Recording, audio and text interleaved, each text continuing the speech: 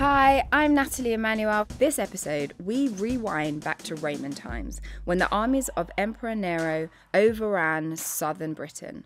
We'll meet a war queen for whom the words "take no prisoners" might have been written, Boudica. Telling us the story of Queen Boudica is our daughter-father history team, Emily and Jon Jordan.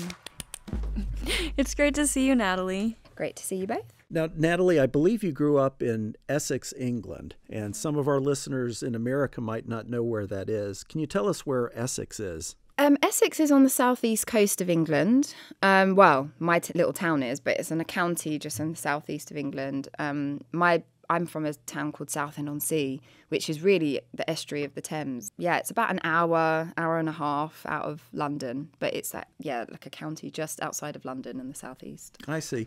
Now, in that county of Essex, there's a city called Colchester. Did I pronounce Colchester right? No, you did it right. Okay, all right. That's a first then. Thanks. Colchester used to be called Camalodunum. It was a Roman city that Queen Boudica, the subject of our episode today, destroyed during Roman times. Now, as a girl growing up in Essex, did you like history when you went to school? Yes, history was my favorite subject. It was Really? the one that I probably was the best in, other than sports or something. Mm-hmm. But history was definitely a favorite subject of mine. Well, in history class, did they teach you anything about Queen Boudica? And if so, what did you hear about her? To be honest, not a thing. Really? A lot of our, it is a shame. I mean, she came through your county and burned stuff. Literally. Colchester is really not that far from where I grew up, and I actually used to dance there sometimes in competitions. But yeah, What kind of dance? Like ballet and modern dance, contemporary tap, all of that fun stuff. Oh, wow. Yeah, but all right, where Queen is tap dancing over the ashes Queen Boudica left. Yeah, but a lot of our history was around the kind of like Tudor area, or the sort of like Henry VIII, the and showcase Anne Boleyn. Yeah, parts the sort of big history. parts of that. Well, it was never really. Well, I'm glad we're able to bring out the areas that are not just the showcase parts, but Boudica's one of them. Well, we did see Boudica's statue in London. Dad, you took my picture there. Mm-hmm. And London is actually a city she burned nearly 2,000 years ago, back when it was called Londinium, which sounds like it should be on the periodic table of elements. Though if it's like aluminium, as y'all say, it should probably be Londonum or something like that. Yeah, maybe. So, Emily, why don't you climb into the war chariot and tell us the story of Queen Boudica?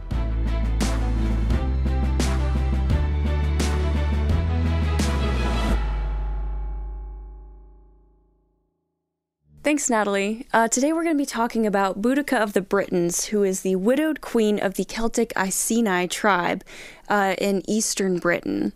She was one of the fiercest national war leaders in history. Now, the Iceni tribe were a Celtic tribe.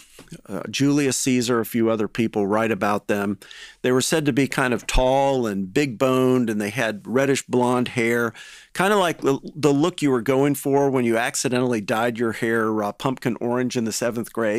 Yeah. I was going for a strawberry blonde. Yeah. I did not buy enough dye. Well, so you became Iceni. Yeah, it was kind of more of a spotted cheetah look because I didn't use enough. But anyway, the Iceni were known for their savagery during wartime, but during time of peace, they were devoted to druidic rituals. They wore these really thick silver necklaces, which were called torques, around their necks, and they were actually pretty cultured, and they had overall pretty good manners, definitely in peacetime. Yeah, they were a civilized society. They had their silver bling. I tend to think of the old Celts as like these dudes in blue body paint running around screaming freedom, like, Mel Gibson and Braveheart. Yeah. But that's sort of not really who they were. Actually, when Julius Caesar was there in 54 BC, he said that the tribes up there painted themselves with kind of a blue dye, and that looked like tattoos, so that might be a little bit true. Yeah, kind of hard to know exactly what he was referring to. It could have been like they just had sleeve tats or... Yeah, and Caesar really wasn't up there for that long of a time. He invaded them twice, but only for a few months each time, and he really only got as far as the Thames River, which is in present-day London. He didn't really know a lot about what the tribes of the north were doing, and that includes Boudica and the Iceni. Caesar would invade Britain and eventually use his 5 legions to subdue different tribes, including the Iceni. Yeah, and that was what Caesar claimed. Now, Caesar is one of the most notorious self-promoters in all history. We talked about how Hugh Jackman in The Greatest Showman had nothing compared to Caesar's commentaries in De Bello Gallico, his Gallic War commentaries. We think what really happened was he just took some important hostages for good behavior, and he got a promise from some of the tribes that they would pay an annual tribute to Rome. And the Celts agreed to pay him, and he got back in his boats and he took his legions back to Gaul. And the Celts probably never paid him a dime or whatever they were paying back then. The Roman legion Caesar was using was about 4,500 men. Roughly, yeah. Yeah, and these were professional and trained soldiers. These were guys who would probably serve about 20 to 25 years in the same legion working together. They liked to use short swords, they threw spears, and they were really disciplined. They were really big on infantry. They kept in really tight lines that would rotate through, always making sure that there was a fresh line of men at the front to fight. Yeah, so they developed this pretty good system for their army over like 400 years or so. Yeah, and we see that's brought them so much success and so much conquering throughout the world, and it was effective. They really nailed their logistics. They were great at marching and a lot of things that didn't involve fighting. Every night they would actually build a fortress, and they would make sure they had walls so they would not be vulnerable to attack overnight. And they could even march a steady pace of about 20 miles per day. Yeah, and so they were very, just hyper-organized.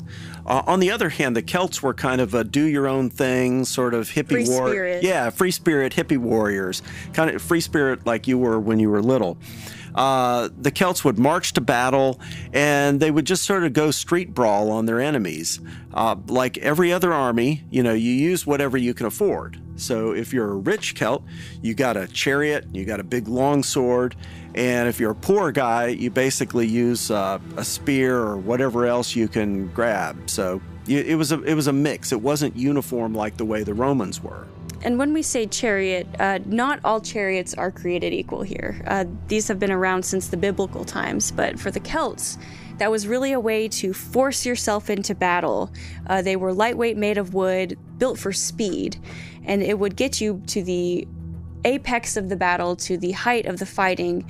And the Celts, loving their show of bravery, would jump out, spear in hand, and attack. So they weren't as useful for really breaking up lines of battle like other... Like heavy cavalry, cataphracts under the... Yeah, Turks and stuff. Mm-hmm. They love to prove their bravery, but sometimes bravery is not as important as keeping in line and keeping bigger objectives in mind. And logistics. So like you say, the Romans were big into logistics, and the Celts, not so much. When the Celts went to war, their army was not just their fighting force, it was the whole village had to come along. The block party. Yeah, exactly. It reminds me of Monduhai and the Mongols. You had to also think about the women and children come. You got to have your cabbage salesman. You got to have everyone come along.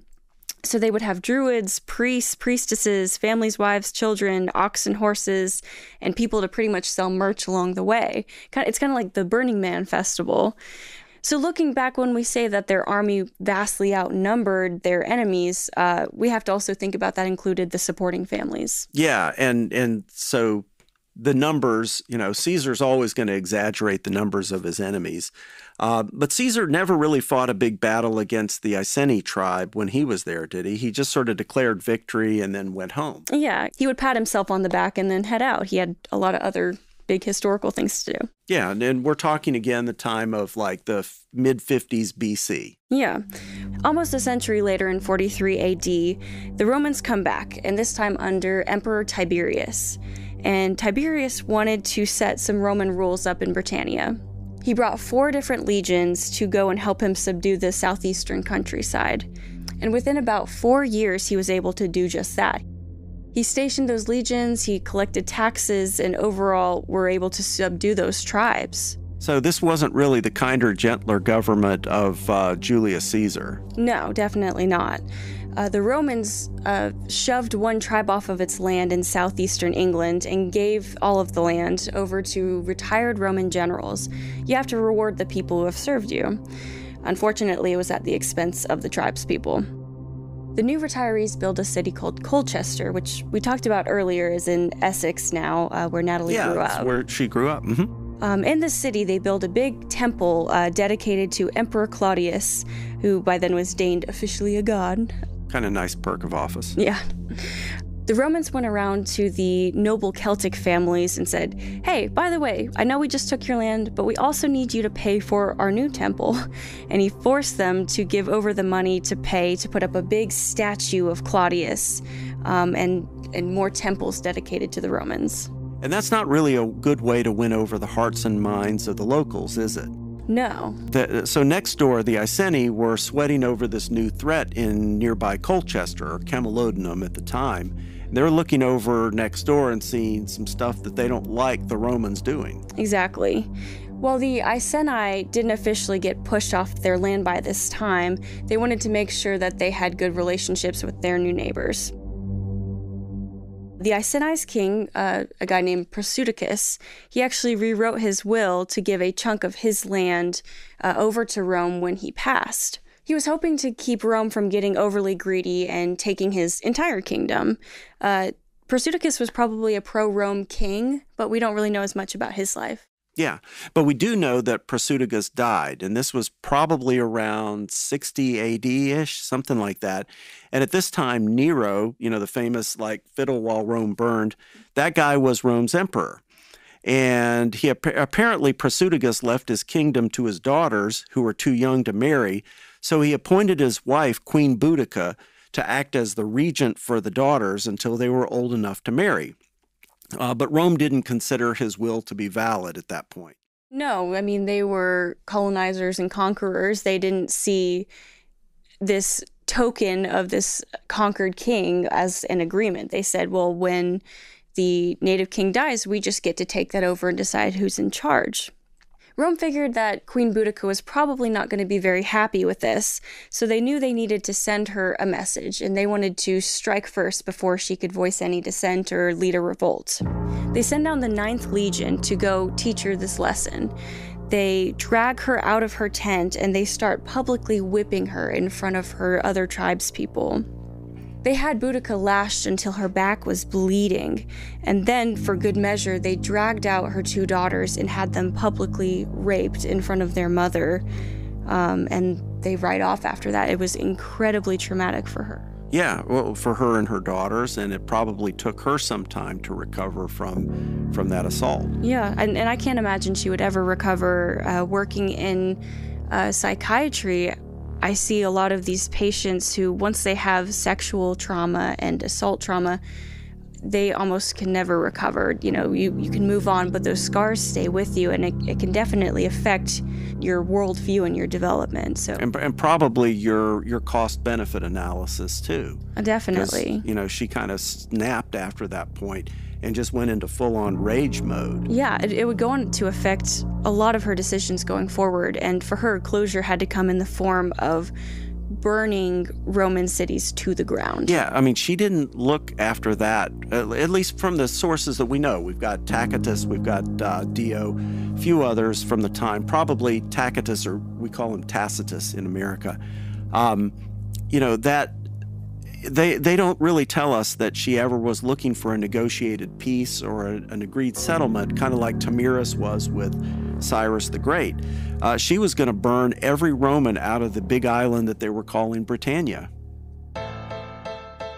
Ancient Britain was a brutal time. The Romans and inhabitants of Britannia were struggling for survival and freedom, and Boudica's rebellion would burn across southern England. After the break, we'll hear about what Queen Boudica and her army did next.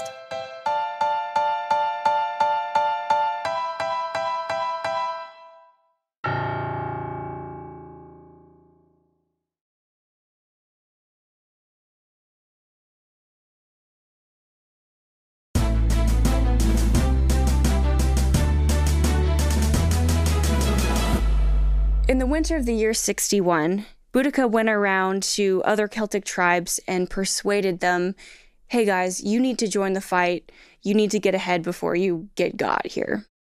She probably went around showing them her scars and was able to convince them that they needed to come with her on her rampage. In the spring of 61, as many as 120,000 Celts converged together on Colchester. And at the time, the Romans had actually taken down their defensive walls because they wanted to use the land to farm and have crops. Yeah, I think you said this was a soldier's colony, effectively. And, you know, one of the perks you get for all this work you do for 25 years in the Roman army, or 20 years, is that you get to retire with a little bit of land. And we've seen with the story of Cleopatra, kind of everybody who's involved with the time of the Roman Republic and Empire, that the army had to be compensated. And one of their compensations now is they get this great farmland. Yeah. Well, you don't need a town wall. If you got farmland, knock over that wall. Let's put some crops there. Yeah, and that had to be an affront to the Celts. I mean, watching these Roman generals who had essentially conquered them, just sitting there and enjoying the products of the Celtic land, it was terrible. So, Rome at the time was led by a general named Gaius Suetonius Paulinius, who was a highly capable veteran of war. And he was said to pretty much be the governor of Britannia. He had a pretty good track history in Africa and the Middle East for war, and he was itching to get his name back out there, so he was ready for a fight. He and his 20th Legion were busy on the other side of the island at the time, putting down a revolt in Western Wales on Mona Island. So at the time, he did not know really what was going on in Boudica's neck of the woods. It would have been about 250 miles away. So while Suetonius is away, Boudica's now unleashing payback on the eastern portion of Britain. Exactly, and in true War Queen fashion, Boudica gives this incredible speech to her army. She prays to a druidic goddess for victory, and one Roman historian, Dio, as you mentioned earlier. Now, and Dio's writing a couple hundred years later. Yes, so yeah. Take it for what it's worth. Yeah. But Dio tells us that she does kind of a ritual, and she's wearing this big colorful dress, and she, I guess, pulls up a fold of it, and magically a rabbit runs out in, quote, an auspicious direction, which I'm imagining the soldiers, watching this and being like, oh, that rabbit ran in such an auspicious direction. Like, very terribly auspicious. Yes. But either way, her interpreter said, this is a sign that we are going to win the battle.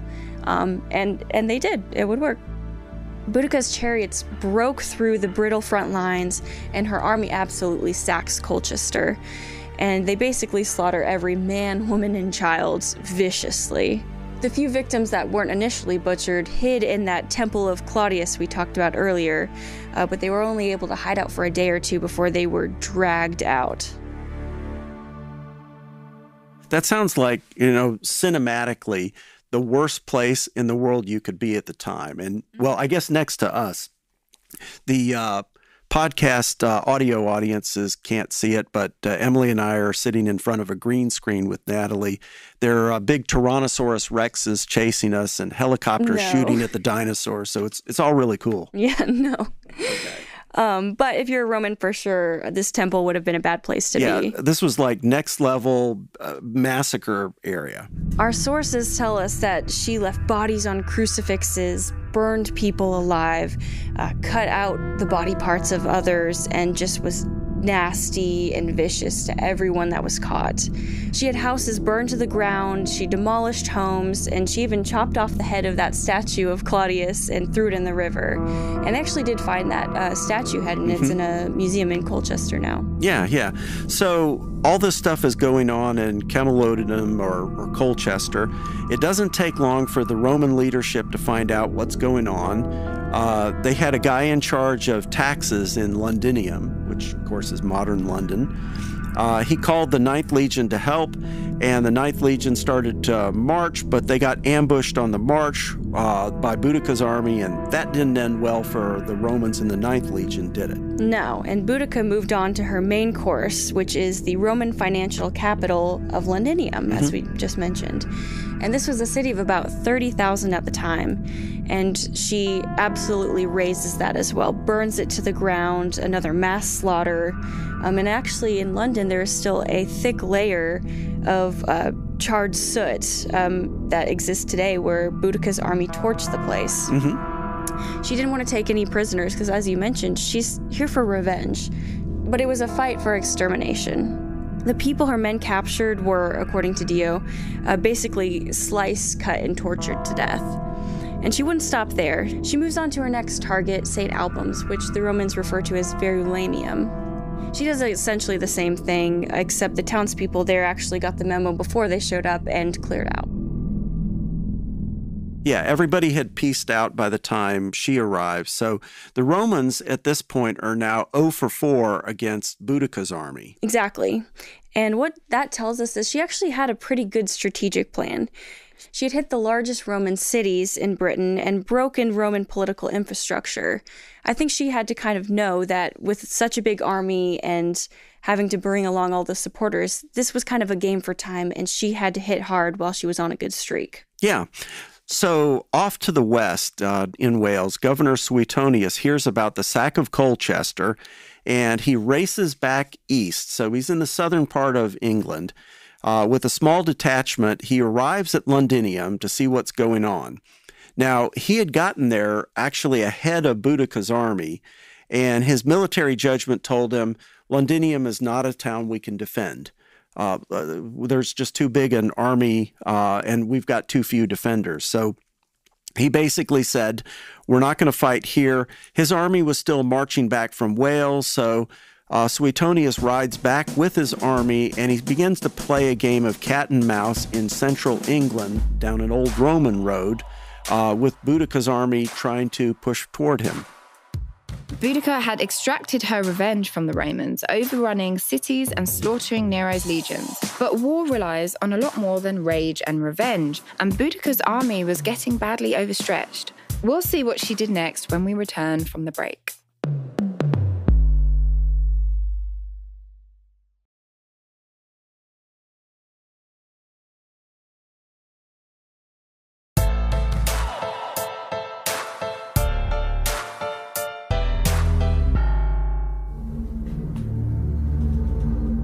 So while Boudica had the strategy, the Romans had the tactics. We talked about earlier, they were very organized. And Boudica did a great job of laying waste to the Roman cities, but she knew she had to finish off Suetonius very quickly. She was running out of time.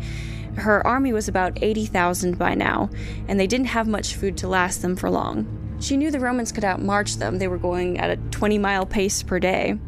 And the Romans were also killing everything in their wake so that nothing could support the Celts. If Boudica's army had been breaking down by the time they caught up, they would have no chance for a victory. It's kind of like when you play Risk and you're on this great streak, but you know as you go further and further, taking over territories, in this case burning cities, you're depleting your sources as you go, and if you spread yourself too thin, you're going to be vulnerable to a quick defeat. Knowing this, Suetonius continued his scorched earth method, and he essentially waited out for Boudica, probably near a water source, which was about 70 miles west of London. Yeah, and so we don't really know where exactly this battle took place. It's been called the Battle of Watling Street, which is not a street, it was sort of an old Roman road. And in the book, we've got a footnote about how a guy tried to figure out where Boudica's army went by tracing the different water sources, because, if you're an army, what's the most important thing you have to be able to continue? Yeah, water. Yeah, it's like, I think it was Kipling in Gunga Din wrote, when it comes to slaughter, you'll do your work on water and you'll lick the bloomin' boots of him what's got it. Well, they needed water, so that was it probably gives us a good sense of where the battle took place, but we don't know. We haven't been able to excavate it archaeologically. But it's along a main road, and it becomes known as the Battle of Watling Street.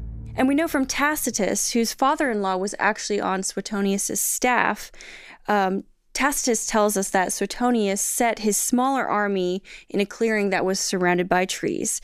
And they did this because they knew that the Celtic chariots would not be able to run around them and go around their flanks or from the rear. It was a place that favored a smaller army with shields, throwing spears and swords, because the Celts could only come at them from one direction. Yeah, it's kind of like Agincourt would be later on with the French knights against the smaller English army. Yeah, exactly. Boudica knew her armies were brave, but they also got bored really easily. I mean, we talked about earlier this Celtic philosophy of bravery, and they put a lot of value on, give your life for those big moments and go down in history, but that would not serve really well on the battlefield. Yeah, I think Napoleon had talked once about how the most important quality of a soldier is not bravery, but it's persistence and endurance and perseverance and the ability to deal with deprivations and still go on. And the Celts really were not wired for that. They liked the energy and the high moments.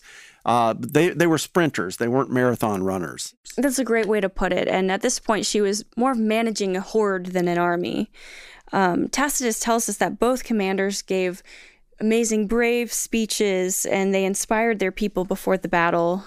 We don't really know if they necessarily did that. Yeah, I mean, it's not like in the movies, sorry, Natalie, where, the general yells something that not more than 10 people can hear, and the whole army roars in support of what he just said. It doesn't work that way. Yeah, I'd be gutted if I was at the back. I'd be like, oh, man. Yeah.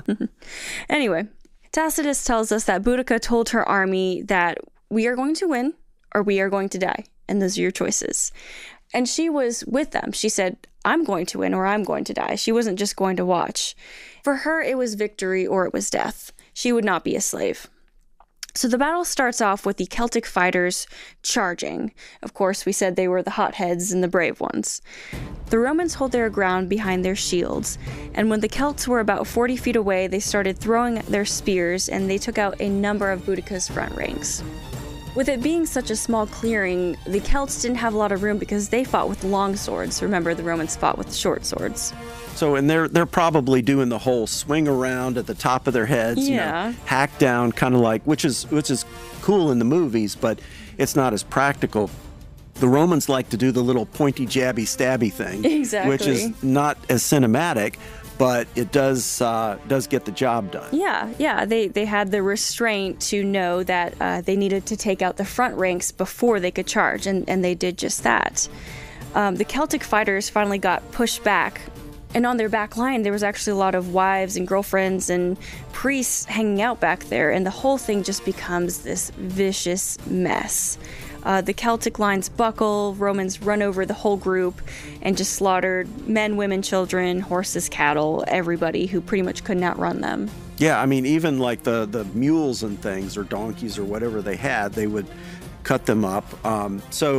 Yeah, we talked a while back, I forget whose episode it was, on how when you get to the pursuit phase, once a line of an army cracks, in these ancient battles, that's where a lot of the slaughter takes place. So Boudica's line gets shoved up against each other, they crack. Now it's the Romans' turn to just go in and chop everybody in front of them down.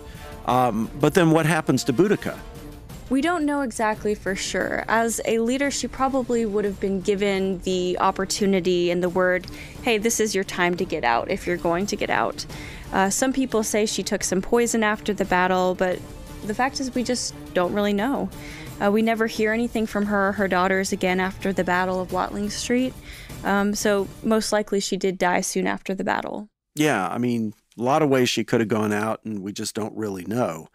And unfortunately, Boudica did not leave a really good legacy like some of these women did. I mean, remember, her army had been called up, and this was in the spring of 61, I think. So they hadn't had a chance to sow their fields. So they go back home, and there's no food growing in the fields to return to. The countryside went into a big famine. There was a lot of starvation. And the Roman army marched through the territory. This would have been Essex, Norfolk, Suffolk, Kent, basically laying waste to anything to make sure the Iceni couldn't rise up again. Yeah, they pretty much broke the back of the resistance and just oppressed Britannia even more for what would be the next couple hundred years. Yeah. So Emily, what do you take away from Boudica's leadership, and how would you rate her as a war queen?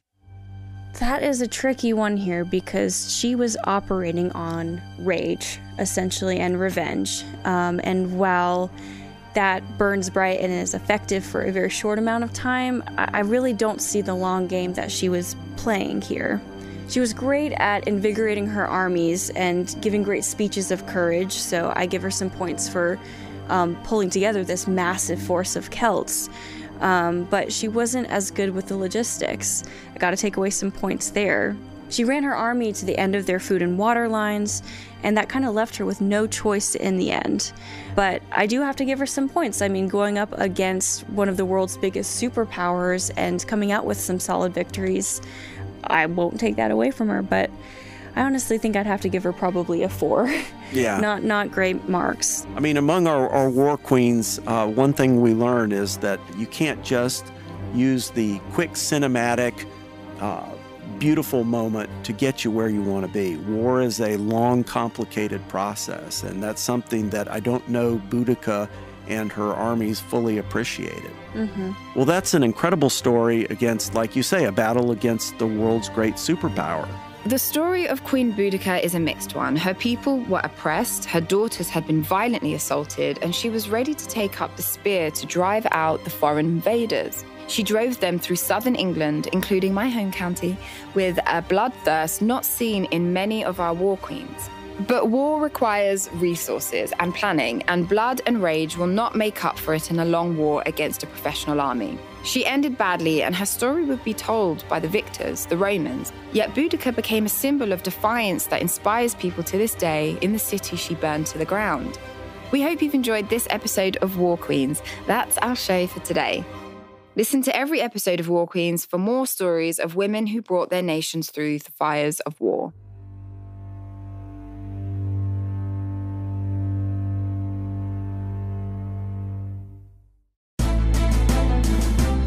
If you have any questions for us about War Queens, if you're curious about something you heard on the show, we'd love to hear from you. Please email us at warqueens@diversionaudio.com. Again, that's warqueens@diversionaudio.com. We'll try to answer your questions on a future episode. Find us on Twitter, Facebook, and Instagram at War Queens Podcast. War Queens is a production of Diversion Audio. Your hosts are Jon Jordan, Emily Jordan, and I'm Nathalie Emmanuel. The show is written by Jon and Emily Jordan based on their book, The War Queens. Our supervising producer and sound designer is Mark Francis, with production assistance from Antonio Enriquez, editorial direction from Jacob Bronstein and Scott Waxman. Our head of marketing is Erica Farmer. Our theme music is by Tyler Cash. Executive producers, Jacob Bronstein, Mark Francis, and Scott Waxman for Diversion Audio.